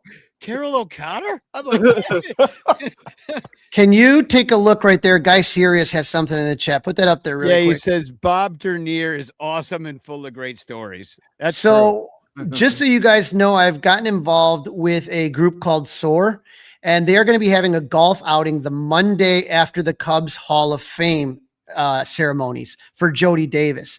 And so this is a group that sponsors outings for veterans so they get out of the house. And so if you want to get a golf foursome, a Ranter golf foursome, to do that, it's in Arlington Heights on Monday. I want to say the 31st. Ooh, hometown. After that Sunday game, you can do all sorts of foursomes, and Bobby D's going to be there. Ray Burris is going to be there. Jody Davis is going to be there. Fergie Jenkins is going to be there. So if you're like Guy Serious, Bob Denier is awesome and full of good stories. If you want to kind of take part in that and it's for a great cause, let me know and I can get you the information. Nice. Dude, that sounds awesome. Don't they do that like every few years or every year? This is the first time they're doing it. This thing. It's to benefit SOAR, SOAR. There was another golf outing that Yeah. for Club 400. Okay. Yeah. We did that one time for the 84 reunion, and it's going to be a lot of fun. So I think, these guys love playing golf. They love telling stories. It's going to be a good time. So, Bill, you're in the bitchin' chair and the caroling chair. It really doubles as both. Yeah, my wife would confer. All right. I got to reshare this real quick. All right. I'm glad we're knocking some of these off because there are way too many things to bitch about on here, and I'm sure we'll think of more. So I'm going to give it a spin. Oh, wait, you can't see that, can you? No, it sounds like my wife's talking. All right, here we go. It's on. I already spent it. Mild Jardinera. Mild Jardinera is your topic. Not baseball related unless you can somehow make it that way. Bitch You ready? clock. You have 30 seconds to bitch. Mild Jardinera sounds like a goddamn social disease. Yeah, honey, I don't know how you got mild Jardinera. It wasn't from me. I swear she said just put the tip in. So, I think Jardinera is like the shit you put on pizza if you want to ruin the flavor, right? And something like that. One time I forgot to actually order that or forgot to get Lou's not to put it on, and it ruined my Mike's Hot Honey Pizza. So mild Jardinera, use a condom. Yeah, get some penicillin, clear that right up.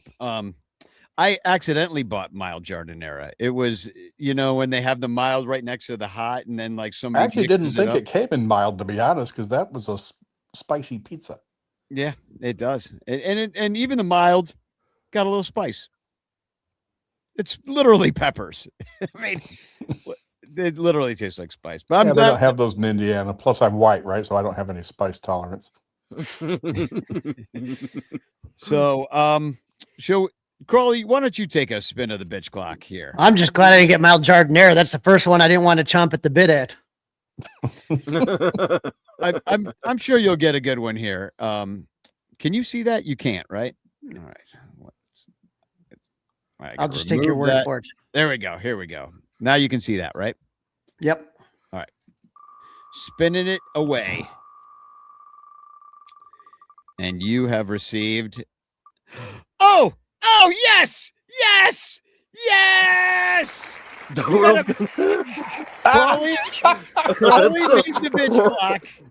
And Crawley is the bitch clock Wheel of Grievance topic. Thank you, Carrie, for adding him last minute. This is going to be like a Bob Dole moment.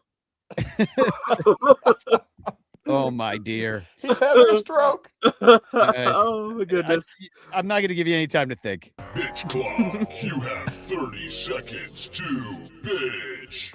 I'm sick and tired of that damn Crawley everywhere I go. All that guy ever tries to do is get on TV. He's never seen a camera that he has not loved. And who needs to see the pictures with all the players? No one gives a shit, dude. Just sit there. You're an old guy. Retire from social media. No one gives a shit about what you have to say or what you have to think.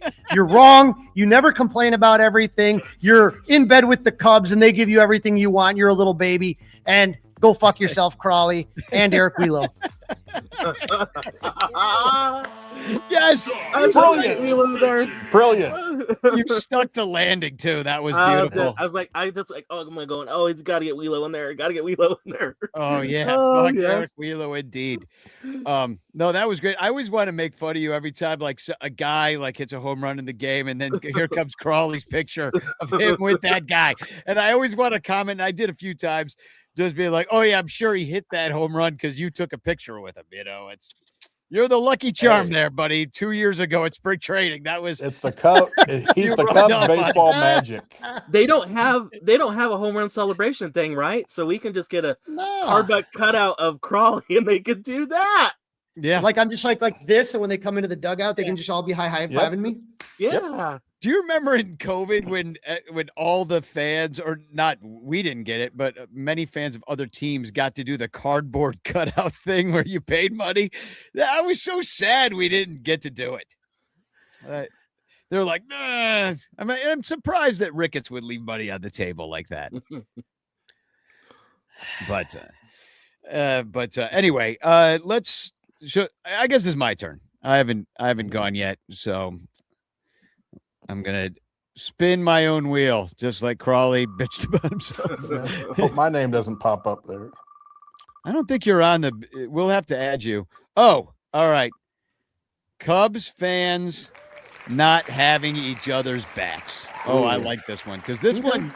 All right, this one's good. All right, here I go. Bitch clock. You have 30 seconds to bitch. This one ties in with Cubs influencers, or these Johnny-come-latelys that like roll into Wrigley Field and thinks everybody's got to automatically love them because they have a camera and opinion about the Cubs. Nobody gives a fuck about what any of you Johnny-come-latelys say because you haven't been around here. You haven't been hanging out. You haven't been making friends with the people here. And the way you make a name for yourself is by bitching about Bleacher Jeff, by bitching about me, by bitching about Crawley and the other people that have been around. Fuck you. Go eat a bag of hot dicks and some mild jardinera up your ass. Preach. Yeah, amen. So yeah, there's this, and there's another category in this bitch clock or in the Wheel of Grievances that's Cubs influencers. And when we started doing our Cubs influencing, that was not a word. There was no such thing as being an influencer. We were just people who liked the Cubs, wanted to talk about the Cubs. The internet existed. I knew how to make a podcast, so we made one. Plus, you had a job. Well, I had no job, which is why I had all this time to do this. Yeah, I don't even know when those things became like things, like influencer and content creators and this and that. And it's when did it change from paid spokesperson? Well, because you can't let 13-year-olds with makeup like rabbits being tested. They can't do the paid influencer person. It's like Danny says, it is bizarre because if social media ended tomorrow, my life wouldn't change at all other than I would just kind of be bitching into the ether. Like I would just, that used to be the thing is like, I would sit there, I'd watch a game and I'd be like yelling at my wife, can you believe Carlos Marmol just walked the bases loaded? And she's like, I don't care. So I know what to really kind of do that too. There was no, you know what I mean? So all of a sudden I'm like on Twitter and that's, and I used to blog a lot, you know what I mean? So it's like that's how I started. And it's funny because I was I'm in this group right now that everyone's like, well, tell us about your first, when did you start content creating? And I'm like, 2001, 2002. It was called a blog. And they're all like, what is this blog thing you speak of? It's like when you see like those reels of kids trying to use rotary phones and having no clue how to do it. And that's just what we did. But again, I will, if all of a sudden you told me, Crawley, we're going to pay for you to be a Yankees reporter on social media, I had no interest in doing that. I don't care. I don't care if I was the biggest Yankees influencer. It wouldn't be something I'd want to do. I have no passion for it. I wouldn't give a shit. I literally would be like, No, it's not my thing. And so I think, to me, when I think about these so-called influencers or whatever you want to call them, they're just people that want to be seen and known and get likes and clicks and all that shit, and have Make some money. company pay for them to go to sporting events, which great gig if you can have it. But I mean, just to sit there and say like, I don't know. I've always just cared more about the team than anything, more than anything. And I don't care if you told me, hey, Crawley, the Cubs win a World Series, but all your social media gets wiped the next day. I'd take it. I would take it in a heartbeat. I think my biggest thing is I don't really care if you're trying to get a job talking about the Cubs or whatever. That's not a big deal to me. If you want to make a podcast, but by all means, do whatever the fuck you want. Join the 50 other podcasts that we have. It's awesome. No, I think it's great. There's millions of people. We don't need to be territory about any of this shit if we don't want to. But that's my issue, is that people come through and they have no respect for anything that's going on. They have no respect for the people that are around, and they have no interest in being friends with everybody. And that's kind of what our whole thing has always been, which is, as welcoming as you can be. Although, things have gotten politically a little bit hairy in the country and thus within the Cubs fandom. But still, I think the general vibe is, Cubs fans, and when you're a fan, you do support each other. You're supporting the team, and we pull together as opposed to trying to make a name for yourself by dogging a guy who's just out there living his life. Like people dogging you, people dogging me to make a name for themselves. That's not the way. Just talk about the Cubs and be cool, and people will gravitate towards you. And again, be cool to all Cub fans. Like, don't be that person that just says, "Oh, I want to meet Danny Rocket and just talk to him." Like if you know what I mean, if all of a sudden Bill Shugas is at the game, talk to Bill as a Cub fan is the same way as you would talk to Danny. Yeah, people try to star fuck you a little bit. Yeah, and so that's the thing. I think more than you're anything, on top. God damn it! I mean, you see it all the time. I mean, just I see it even with Bleacher Jeff. Like, people will just like turn their back to you because they want a picture with Bleacher Jeff, or something like that, because they put him on TV all the time. So some kid wants, not a kid. Like I'm not gonna bitch about a kid, but anyway, we should do at least a couple more bitch clock spins, I think, before we spend the entire time bitching about the Johnny Come Lately influencers are just in it for a grift. Frankly, like I would think that they wouldn't give a shit whether they were Cubs influencers, Sox influencers, or Bulls influencers, or Cleveland Guardians influencers. They don't care. I still, somebody asks, who are some Cub influencers, whatever that means, that you guys can't stand. It's not that I can't stand them, but like certain things like the Bree Delios of the world. And look, she's making a career. I'll put a name out there. She's making a career for herself. Great. But let's be honest on what all that is. You know what I mean? It's like, come on. I don't know. To me, I just kind of look at that sometimes. I'm like, okay, whatever, Yeah. It's okay. Now I'm in Boston. Now I'm in this, and she gets flown everywhere. And if you can do that, congratulations, man. But I know a lot of fans that are just diehards, right? And they don't get the recognition. I've known people.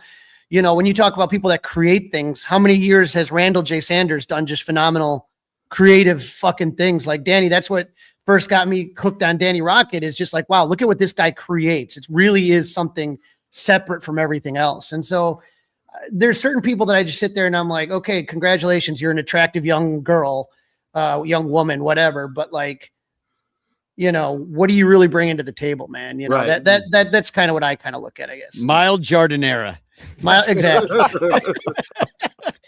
But I do like what Rogue Wave Creative says, where he says no social media would be a drunk guy at the end of the bar talking to himself, which is how I got started. Is I just got bored talking to myself. This is just an extension. This is just an extension of that. So all right, this will be an all skate, everyone skate. Why don't we decide who's going to take it after I spin it? All right. And once again, you can join. I have shared the link in the chat. If you would like to come on and bitch, you're more than welcome to. You can come and you'll join us on the show. Okay. We have Rossi got fired. Who wants to take this one? Anybody have an opinion here? I kind of do. I mean, to be honest. Go for it. Then you take it. Yeah, take it. Bitch clock. you have 30 seconds to bitch. It was never exactly David Ross's fault of everything that went wrong in that period of time. He wasn't really given a team to win with in the first place, and he had to deal with COVID in his first year, and that all was just kind of crazy. And he was just kind of got some bad luck on the entire situation. But my bigger problem is firing him for Craig Counsell, because we steal the Brewers manager, and they continue to beat us anyway. It obviously did not matter. Ratface was not the game changer that he thinks that everybody thought he was, and he's a turncoat on the entire state of Wisconsin and city of Milwaukee. Traitor. He's a traitor to those people. I love him because he makes Eric Wheelo mad, but I will tell you this. If you listen, quality. If you been listening to the Lovable Reunion podcast, I always think it's a mistake to just hand somebody the managerial job that's never done it. I mean, you wouldn't just hand the keys to a 747 to a stewardess just because she's been on an airplane a whole bunch. That to me doesn't make sense. And when you listen to Joe Madden and literally this guy literally used to just be traveling to minor league affiliates and raking fields and shit. Like Sandberg did that, and that didn't even make him a great manager. But Sandberg was riding the bus, raking the fields, throwing the fungos. To just sit there and take not only a organization like the Cubs, which is one of the premier organizations. I mean, it's bad enough. You see what happened, that fucking mess in San Francisco that Buster Posey's got to have to own right now. It's just a stupid idea. You can't just take somebody off the street and say you'd be a good manager. You better have something more. And I just feel like that of any time, if you're going to make mistakes, do it in the minors. You make mistakes in the majors. Good luck on that, man. You could lose a locker room. There's a lot of shit that can happen. I just don't think it's a good idea. I don't think Aaron Boone's a good manager in New York. I don't think, obviously, that San Francisco thing was a shit show. And David Ross said on himself on the Lovable Reunion podcast that he wishes he would have had more experience before going into it. He said it himself. The hire to me was like a fan service hire. I mean, it was just because of 2016, and that just shouldn't be what it should be to hire a manager. You need to. We all said he was going to be a manager. Catchers make great managers. Everybody's like, David Ross would be a great manager, but maybe he needed just a different path. And then the bad luck with COVID, it really didn't help. And the other thing that you got, again, I think Ross could have been a good manager with more experience. I think the reason that he was hired, was there a little bit of the 2016 stuff? A little bit. I think a bigger thing is the fact of he wasn't going to push back. He was somebody that had no pushback. So when Jed and Theo or whoever said, here's the starting lineup, David Ross says, okay. Whereas a guy like Joe Madden had kind of the ability to say, that's not what I want to do. I disagree with that. I'm going to put the guys that I think, and he kind of did his own thing. And that's what led to the acrimony between the two parties, between Theo and Joe saying, look, I'm not going to tell you how you do your job. Don't tell me how to do my job. And I think that's where David Ross was a perfect guy, because he's not going to do that. He's going to say, okay, sure. What do you want me to do, boss? Yeah. And with no experience, they were just, Jed GPT throwing down the lineups, whatever. The AI spit out this guy wipes his butt with his left hand, so make sure you get him in there against the righty, All right. I'm going to spend, why don't we do 2 more spins here? And then we should probably call it, because we've been on the show a long time. It is a sonranto show, and we do like going a long time. But I'm so excited that we've gotten so many off of this wheel of grievances here. Runners in scoring position. I guess that means not hitting with runners in scoring position. So who's going to take this one? I could do it. All right, Artie. Here we go. Bitch clock. You have 30 seconds to bitch. So the most frustrating things is when we get runners to actually get on base, then we can't freaking bring them in. That's like just being so excited and then not being able to climax by scoring and getting that run on getting it home. You always, that's the goal. The goal is always to get it home. Hit that and make that runs, because the runs and points matter. Amen. Let's see. I'm going to look up the Cubs with runners in scoring position and see how terrible they actually are. How often they fail to climax. Yeah. They fail to get the Mild Jardinera to actually 18th place. They have a 249 batting average, tied with the A's and the Orioles, and then right around the Tigers, right below the Giants. So they're pretty low. Number one team is the Tampa Bay Rays. That's just batting average, and OPS it's a little higher. So I guess they slug a little bit better, but it's still very average, 13th. But again, I think that's something that you have to take a look at, say first half versus second half. Are you looking at the season? That's the whole season, because you can't do an extra filter on where I'm looking on the MLB site. It's not as robust, with their billions of dollars wasn't enough to like make a sortable stat wheel. Well, if they need more money, just end blackouts. Let people pay money. Yeah. All right. Let's spin it one more time. And can you see that? No, you can't. No. I got it. Okay, there we go. All right. Last spin of the night. And we've got Ricketts money going to ice. I'm looking up the runners in scoring position, so someone take it. Okay. Bill, it's you or me, I think. That should probably be a you. I'm really trying to stay away from certain subjects. that is one of them. All right. Bitch clock. You have 30 seconds to bitch. The entire Ricketts family they're just a bunch of mega grifting fucks. They made all these billions of dollars, but they can't be satisfied with just that. They've got to control everything. They've got to control the governorship. They probably want the presidency. And part of that is by latching on to whatever fucking like horrible ideology is permeating through the society at this time. Well, guess what? The freaking Republicans right now, they're a bunch of racists, and that's how they galvanized everybody, and the Ricketts went right along with it because they probably make money with everybody that's behind a cell.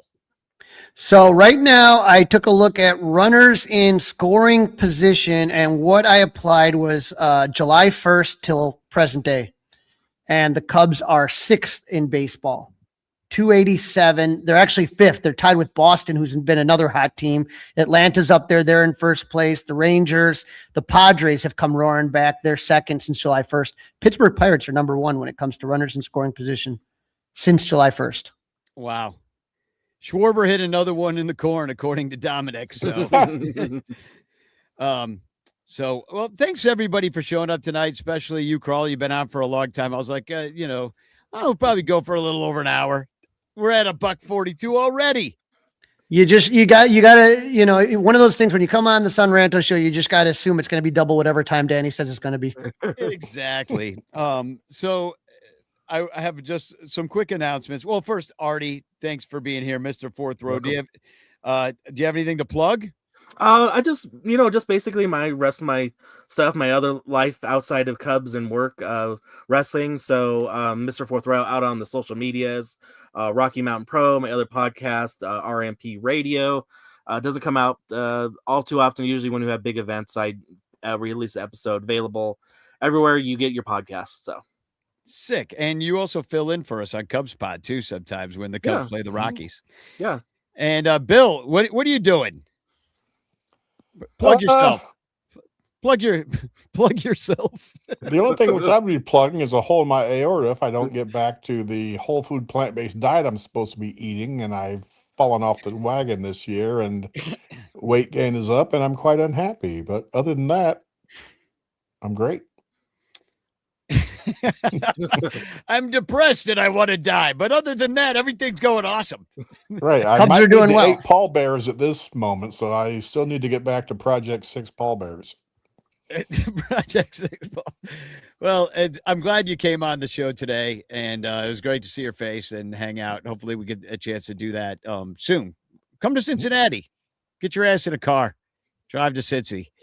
And Crawley, what are you doing? I saw you drop the link in the chat to the Warriors. Yeah, if you want to drop that in there, it wouldn't let me do it for some reason. It wouldn't let me put it in the chat. This thing's been weird. It hasn't let me been putting comments in the chat. It's like block or whatever. But this is the warriorsword.org event I was talking about earlier to help veterans that have lost limbs, that have had suicidal ideation, stuff like that. Get them out, get people out and doing fun events. They take the veterans fishing, swimming, or not sailing. They bring them to the different baseball camps, the fantasy camps. So it's a really good organization. 94% of all donations raised go to helping the veterans.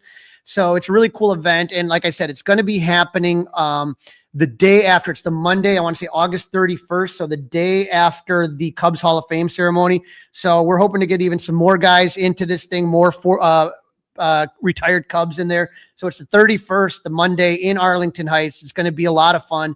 So if you want to come out and meet some of your heroes and golf for a good cause, or you can just do what I do, which is just kind of like, it's a best shot kind of scramble. So you don't even have to be good at golf, like, just putt, whatever. But it's going to be a lot of fun. I'd love to see some ranters out there kind of contributing to this great cause. Well, thanks for promoting that. That's freaking awesome. Yeah. And it does sound like fun. I have this to promote.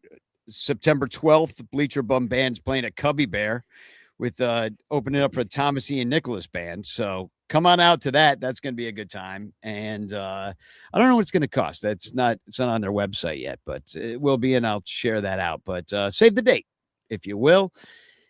And the following weekend, Cincinnati, Binsky's Bar, hanging out with Billy DeVore and the gang and eating diarrhea sauce. This is a request, and I don't know if you're ever going to do this. I want the Ballad of Billy Cub, and I want to do an interpretive dance to it. Well, maybe you could do it tonight. I could upload it really quick.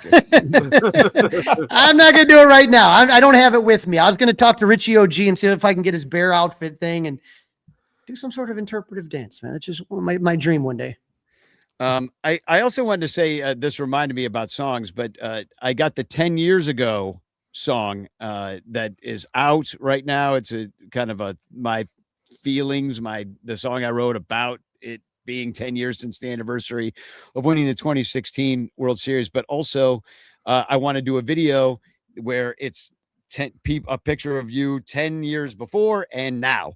So something of you at Wrigley Field 10 years ago and something of you at Wrigley Field now. Please send your pictures, the before and afters of to sonranto@gmail.com. And a bunch of people have sent them in. I've got them all cataloged and ready to go.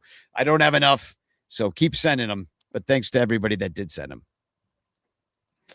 All right, cool. I do have the Ballad of Billy the Cub up, but I do have to also give away the chance postcard, which I've forgot to do. Okay, hold on. I got to remove that. I got all these things in the chat. I'm producing my own show here. Okay, hold on. Share screen. There we go. Boom. All right. Last chance to get in the chance. Here we go. Artie, you could win while being on the show. That'd be something. Well, Bill Sugars too. Bill's in there too.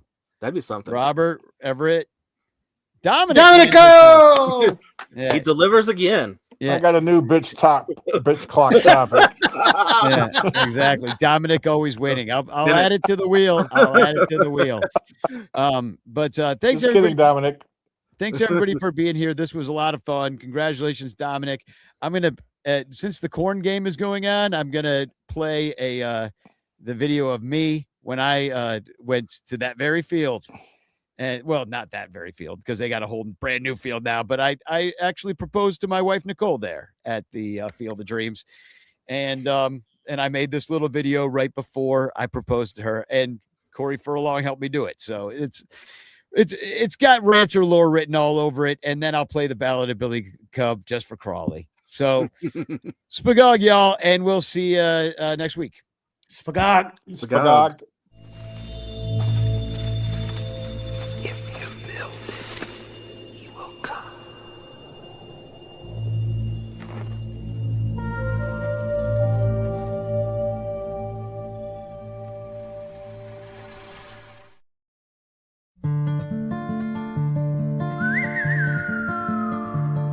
On the corner of Clark and Addison, I saw a bear-costumed man, a cooler in his paw. I asked him his name and he took off his claw and said, "My name is Billy the Cobb." I noticed a tear in his googly bear eyes. I asked, "What's the matter?" He let out a sigh. The Cubbies' new mascot is some other guy, not me, Billy the Cobb. They called him Clark. They named him Clark.